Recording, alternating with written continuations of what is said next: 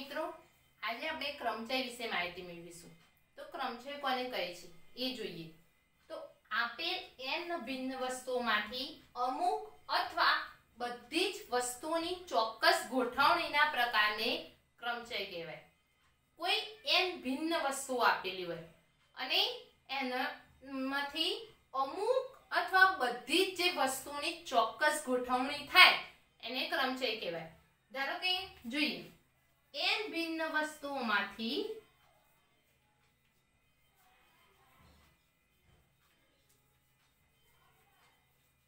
r ખાલી સ્થાન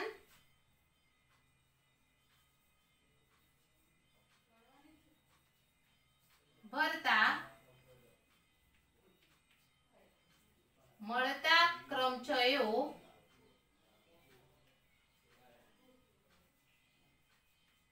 n માંથી r ના ક્રમચયો કહેવાય। બરાબર। હવે વ્યાખ્યા જોઈ ગઈ। તો ક્રમચયનો સંકેત શું છે, તો એને કયા સંકેત વડે દર્શાવાય? તો આપણે જોઈએ સંકેત એનો। તો ક્રમચયને n p r અથવા n p r અથવા p of nr કૌંસમાં nr વડે દર્શાવવામાં આવે છે। જો n એ ભિન્ન વસ્તુઓમાંથી r ખાલી સ્થાનમાં ગોઠવણીનો પ્રકાર છે। તો અહીંયા લખવું હોય તો લખી દેવાય। જો n ભિન્ન વસ્તુઓમાંથી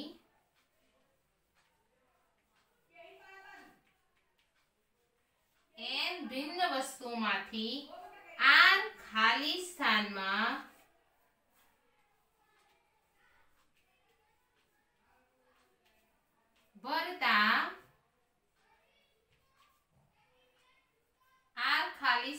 ભરતા ગોઠવણીનો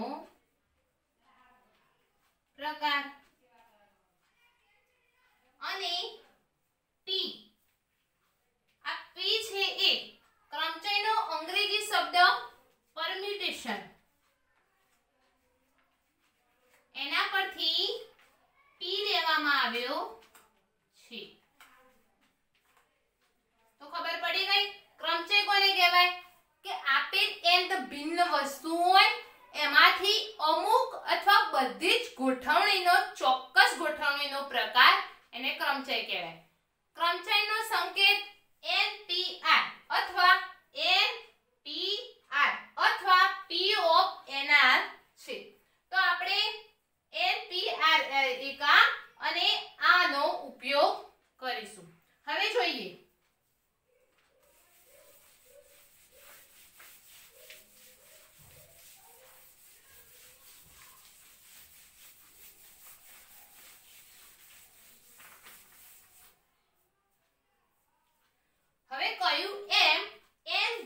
વસ્તુઓની ગોઠવણીમાંથી r ખાલી સ્થાન કેવી રીતે ભરવા? તો n વસ્તુઓની ગોઠવણી છે।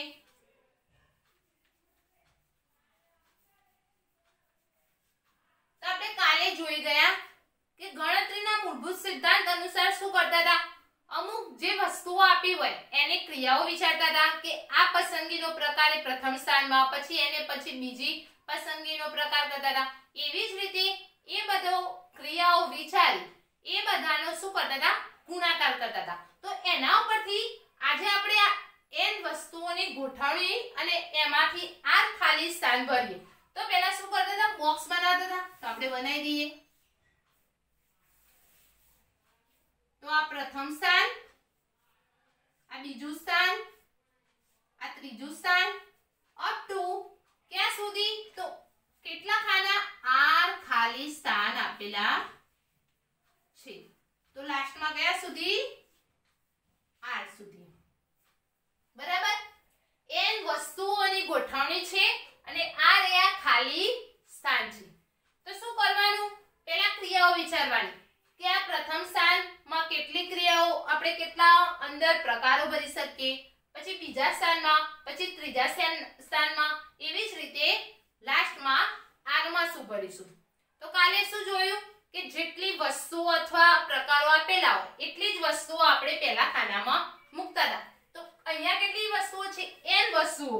તો પહેલા ખાનામાં આપણે મૂકીશું n, પ્રકારે આપણે એ ખાનું ભરી શકીએ. પછી શું કરતા હતા? એનાથી એક ઓછો બીજા ખાનામાં આપણે ભરવા માટે શું કરતા હતા? એનાથી એક ઓછો થાય એટલે કે અહીંયા બીજા સ્થાનમાં ભરવા માટે n - 1 સ્થાને આપણે એ પ્રકાર ભરી શકીએ.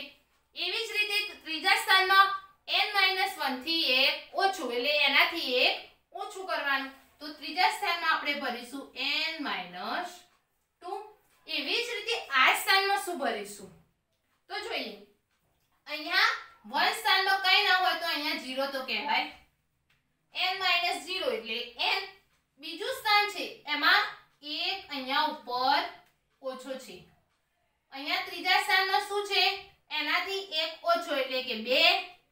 તો તમે જોઈ ગયા કે 2 અહીંયા છે તો ઉપર એક ઓછો, અહીંયા 3 છે તો ઉપર એક ઓછો. એવી રીતે r સ્થાન હોય તો એનાથી એક ઓછો એટલે કે r - 1. અને n વસ્તુઓની ગોઠવણી છે એટલે કે n વસ્તુઓ તો ખરી જ. તો આપણે અહીંયા લખીએ n - r - 1. તો લખી શકીએ શું થાય? લાસ્ટમાં r વસ્તુઓની ખાલી ગોઠવણીનો પ્રકાર છે. તો શું કરવાનું? આપણે કાલે જોઈ ગયા કે એનાથી એક ઓછું એટલે કે r - 1 અને n વસ્તુઓ આપેલી છે તો n - r - 1. તો NPR ને આપણે આવી રીતે પણ લખી શકીએ. NPR = ગણતરીના મૂળભૂત સિદ્ધાંત અનુસાર આ બધાનો ગુણાકાર. તો n dot n - 1 dot n - 2 up to n - r - 1. હવે જો આ કૌંસ કાઢી દેવો હોય તો કાઢી દેવાય. તો n - 1 n - 2 અપ ટુ શું થાય? n - r પ્લસ તો પ્લસ 1. આ NPR નું એક સૂત્ર મળ્યું. હવે આપણે જોઈએ ક્રમચયમાં હંમેશા ક્રમનું મહત્વ છે. જો a b c આપેલું હોય અને a c b આપેલું હોય તો અહીંયા b બીજા ક્રમે છે અને અહીંયા b ત્રીજા ક્રમે છે તો એવું ચાલે નહીં. તો ક્રમચયમાં હંમેશા ક્રમનું મહત્વ છે, એ હંમેશા યાદ રાખવું. હવે આપણે આગળ જતા સંચય વિશે પણ અભ્યાસ કરીશું. તો ક્રમચય અને સંચયના એક્ઝામ્પલ તમારે ભેગા થઈ જશે. તો તમે ઓળખશો કઈ રીતે કે આમાં ક્રમચયનું સૂત્ર વાપરવું કે સંચયનું સૂત્ર વાપરવું. તો હું તમને થોડી ટ્રીક આપું. જો કોઈ પણ એ એક્ઝામ્પલમાં સંખ્યાઓ, વ્યક્તિ કે વસ્તુઓની ગોઠવણીનો પ્રકાર કયો હોય શોધવાનું. તો એમાં હંમેશા ક્રમચયના સૂત્રનો ઉપયોગ કરવો. બરાબર. હવે આપણે આગળ જોઈએ ક્રમગુણિત. ક્રમગુણિત કોને કહેવાય?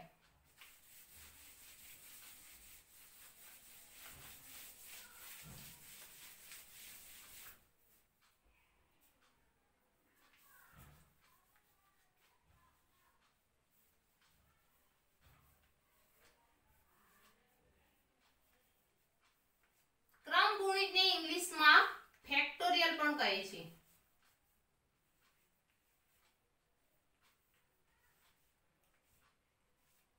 બરાબર. ક્રમગુણિત એટલે શું? પ્રથમ n પ્રાકૃતિક સંખ્યાઓના ગુણાકારને ક્રમગુણિત કહે છે. તો આપણે લખીએ પ્રથમ n પ્રાકૃતિક સંખ્યાના ગુણાકારને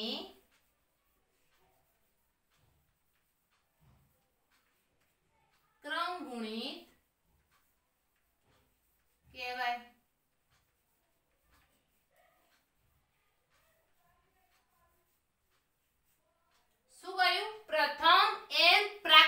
સંખ્યા 1 2 3 એના ગુણાકારને આપણે ક્રમગુણિત કહીએ છીએ. તો આને લખવું હોય તો લખી શકાય n. હવે આપણે ક્રમગુણિત ન કહેતા ફેક્ટોરિયલ શબ્દ વાપરીશું. ફેક્ટોરિયલ 1 ગુણ્યા 2 ગુણ્યા 3 up to n minus 1 into n. n ની આગળ હોય એટલે n minus 1. તો આપણે હવે ફેક્ટોરિયલ નો સંકેત જોઈએ કે એને કયા સંકેતમાં દર્શાવાય.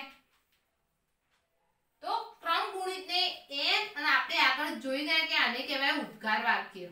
તો ઉદ્ગાર વાક્ય નહીં કહેવાનું, ફેક્ટોરિયલ શબ્દ વાપરવાનો. તો n ફેક્ટોરિયલ અથવા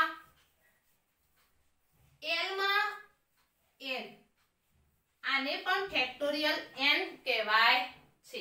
અથવા npn, આને પણ n ફેક્ટોરિયલ કહેવાય. હવે આપણે સંકેતમાં એનો n ફેક્ટોરિયલ ને કેવી રીતે દર્શાવાય એ જોઈ ગયા.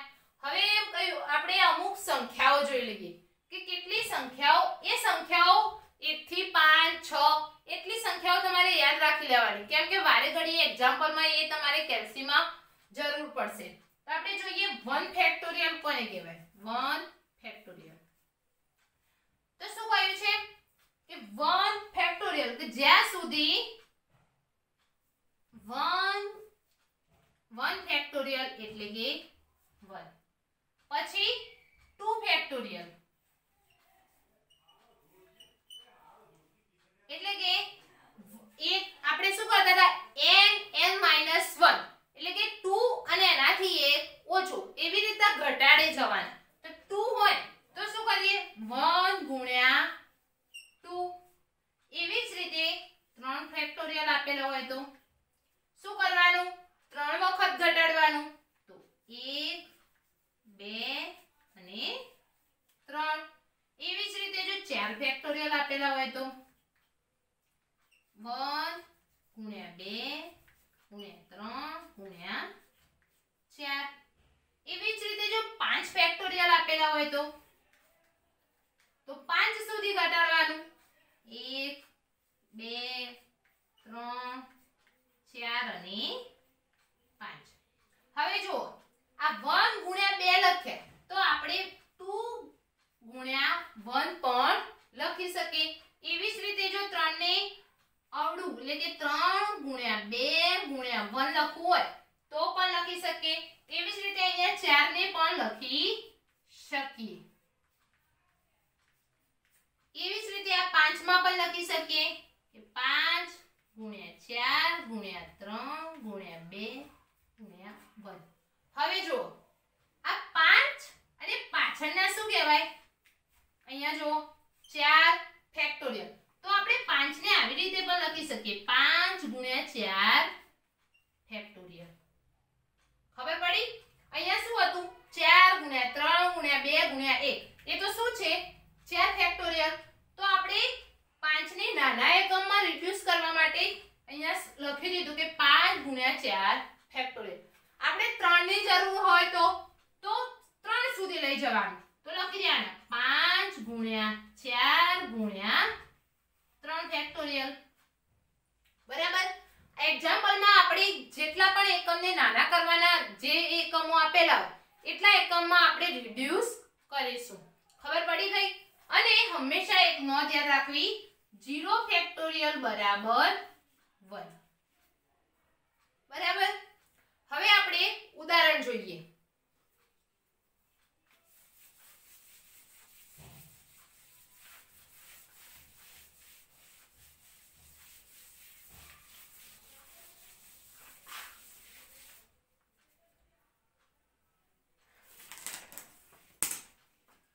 ઉદાહરણ નંબર 5.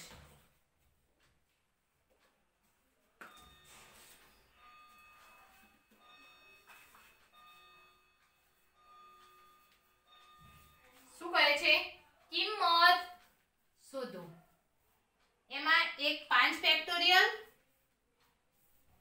બીજું આપેલું છે 7 ફેક્ટોરિયલ અને ત્રીજું છે માઇનસ 5 ફેક્ટોરિયલ. હવે જો 5 ફેક્ટોરિયલ એટલે શું?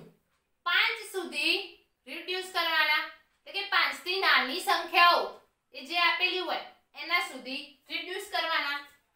તો એ તો તમને ખબર પડી જ ગઈ છે. તો 5 ગુણ્યા 4 ગુણ્યા 3 ગુણ્યા 2 ગુણ્યા 1. તો આની કિંમત શું થાય? 20 20 તારી 60 60 દુ 120. એવી જ રીતે બીજો 7 ફેક્ટોરિયલ. તો 7 ને આપણે શું કરીશું? 7 સુધી એટલે કે આગળની નાની સંખ્યા સુધી રિડ્યુસ કરીએ. તો 7 ગુણ્યા 6 ગુણ્યા 5 4 ગુણ્યા 3 ગુણ્યા 2 ગુણ્યા 1. તો આની કિંમત શું થાય? એ તમે કેલ્સીની મદદથી ગણી શકો છો. તો આની કિંમત થશે 5040. બરાબર. હવે ત્રીજો એક્ઝામ્પલ જોઈએ. તો શું કહે છે? 7 ફેક્ટોરિયલ ઓછા 5 ફેક્ટોરિયલ. તો અમુક લોકો શું કરશે? 7 માંથી 5 બાદ કરી દેશે, એટલે કે છે 2 ફેક્ટોરિયલ. નહીં, 2 ફેક્ટોરિયલ આવશે નહીં. આપણે જોઈએ શું કરવાનું. કોઈ પણ બાદબાકી આપી હોય, સરવાળો આપ્યો હોય, ભાગાકાર હોય અથવા ગુણાકાર હોય, તો પહેલા ફેક્ટોરિયલ ની કિંમત શોધી દેવાની અને પછી જે પણ એની પ્રોસેસ કઈ હોય એ કરવાની. તો આપણે જોઈએ 7 ફેક્ટોરિયલ એટલે આપણે જે આગળ શોધી દીધું છે કે 7 ફેક્ટોરિયલ એટલે 5040. તો એની કિંમત મૂકીએ ઓછા 5 ફેક્ટોરિયલ એટલે 120. બરાબર. હવે આ તમે કેલ્સીની મદદથી કરી શકો છો. તો શું થશે? 0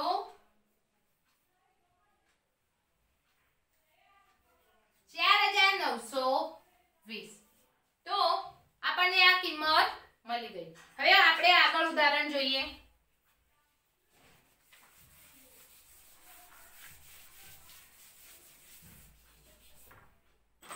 ઉદાહરણ નંબર 6.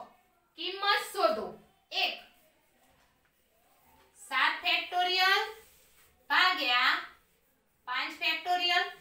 અને બીજું કયું છે?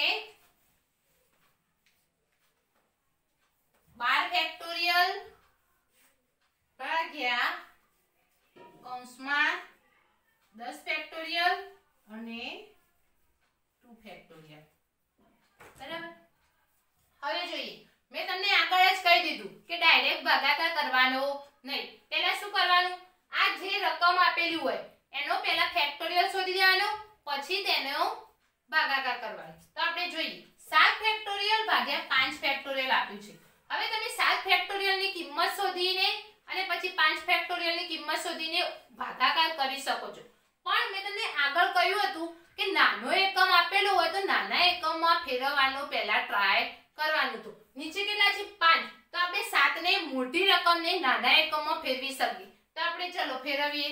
તો 7 ફેક્ટોરિયલ ને આપણે 5 ફેક્ટોરિયલ માં ફેરવીએ. તો 7 ગુણ્યા 6 ગુણ્યા 5 ફેક્ટોરિયલ ભાગ્યા 5 હતા એમના એમ. હવે શું થાય? આ 5 5 ઉડી જાય. તો 7 6 42. આ આપણો જવાબ. એવી જ રીતે આ બીજો જોઈએ. બીજો શું છે? નીચે કેટલા આપ્યા છે? 10 ફેક્ટોરિયલ. તો 12 ને આપણે 10 ફેક્ટોરિયલ સુધી ફેરવવાનો ટ્રાય કરીએ. તો ચલો ફેરવીએ. તો શું થાય? 12 ગુણ્યા 11 ગુણ્યા 10 ફેક્ટોરિયલ ભાગ્યા નીચે એમના એમ 10 ફેક્ટોરિયલ ગુણ્યા 2 ફેક્ટોરિયલ ની આપણે કિંમત ખબર જ છે 2 ગુણ્યા 1 એટલે 2 હા 2. આ 10 10 કેન્સલ. 6 દુ 12. તો શું થાય? 6 ગુણ્યા 11 એટલે કે 66. તો આપણને કિંમત મળી ગઈ 66. હવે આપણે આગળ એક ઉદાહરણ જોઈએ.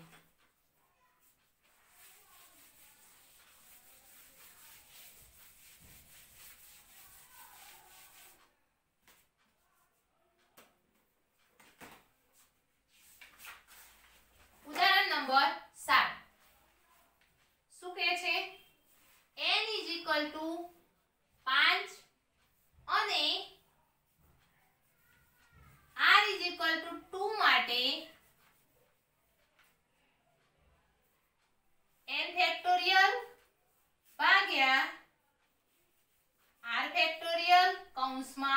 n માઇનસ r ફેક્ટોરિયલ ની કિંમત શોધો.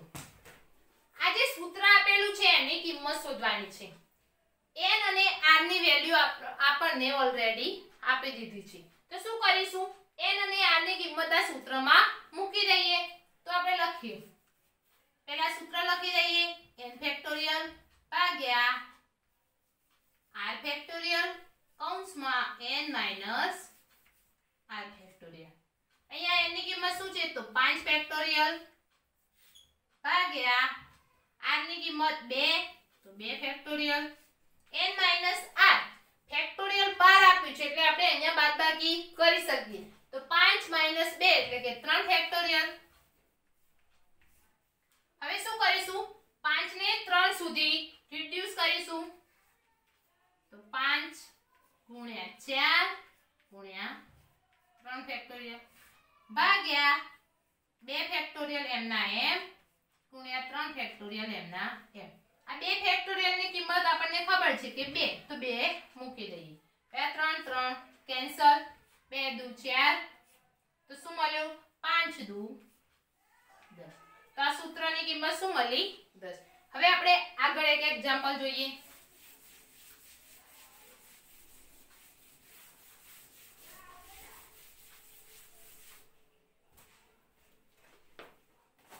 ઉદાહરણ નંબર 8. જો 1/8 factorial plus 1/9 factorial is equal to x/10 factorial હોય તો x ની વેલ્યુ શોધો. આપણે x ફાઇન્ડ કરવાનો છે. તો શું કરીશું, x ને આપણે સૂત્રને કરતા બનાવી દઈએ તો આપણને x ની વેલ્યુ મળી જાય. તો જોઈએ, હવે x ને સૂત્રને કરતા બનાવીએ તો 10 ક્યાં ગુણાઈ જાય ઉપર, તો આપણે ડાયરેક્ટ ગુણી દઈએ.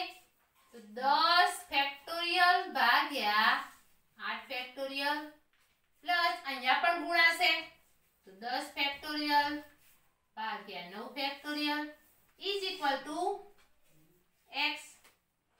બરાબર. હવે શું કરીશું, આ 8 ફેક્ટોરિયલ સુધી 10 ને રિડ્યુસ કરીશું અને અહીંયા 9 ફેક્ટોરિયલ સુધી 10 ને રિડ્યુસ કરીએ. તો જો કરીએ તો 10 ગુણ્યા 9 ગુણ્યા 8 ફેક્ટોરિયલ ભાગ્યા 8 m ના m પ્લસ 10 ને 9 સુધી કરીએ તો 10 ગુણ્યા 9 ફેક્ટોરિયલ ભાગ્યા 9 ફેક્ટોરિયલ ના m is equal to x હતા m ના m. બરાબર. હવે શું થશે, 8 8 કેન્સલ, આ 9 9 કેન્સલ, તો 10 ગુણ્યા 9 એટલે કે 90 પ્લસ 10 બરાબર x. તો x ની વેલ્યુ શું મળી, x ઇઝ ઇક્વલ ટુ 100, જે આપણે શોધવાની હતી. હવે હું તમને એક શોર્ટકટ ટ્રીક શીખવાડું જે તમારે JEE માં કામ લાગશે.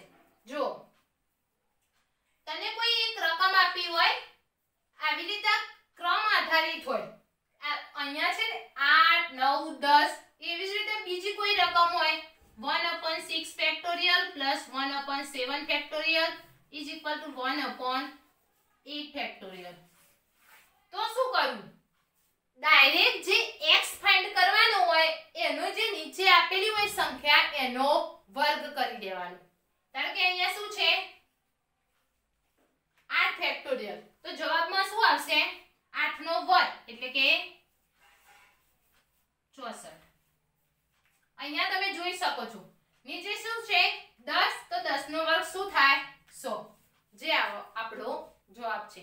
તો કોઈ પણ લાઈનમાં એટલે કે ક્રમ આધારિત સંખ્યા આપેલી હોય તો તમે ડાયરેક્ટ એનો વર્ગ કરી દો તો તમને ડાયરેક્ટ આન્સર મળી જાય. હાલ તો આપણે એક્ઝામ્પલ ગણવાનું જ છે પણ જ્યારે JEE માં કામ લાગશે. હવે આપણે પછી જોઈશું.